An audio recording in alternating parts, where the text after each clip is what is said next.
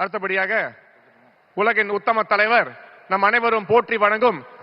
மரியாதைக்குரிய பாரத பிரதமர் திரு நரேந்திர மோடி அவர்களுக்கு தமிழகத்தின் அடுத்த முதல்வர் மரியாதைக்குரிய அண்ணன் திரு எடப்பாடியார் அவர்கள் மரியாதை செய்வார்கள். சால்வை அணிவித்து தமிழகத்திலே விளைச்சல் கொண்ட மாலைகளை கொடுத்து மரியாதைக்குரிய நரேந்திர மோடி அவர்களுக்கு தேசிய ஜனநாயக கூட்டணியின் தமிழகத்தின் தலைவர் அண்ணன் திரு எடப்பாடியார் அவர்கள் மரியாதை செய்த பிறகு தேசிய ஜனநாயக கூட்டணியின் தலைவர்கள் மரியாதைக்குரிய அண்ணன் திரு நயினார் நாகேந்திரன் அவர்களும், பாட்டாளி மக்கள் கட்சியின் தலைவர் அண்ணன் திரு அன்புமணி ராமதாஸ் அவர்களும்,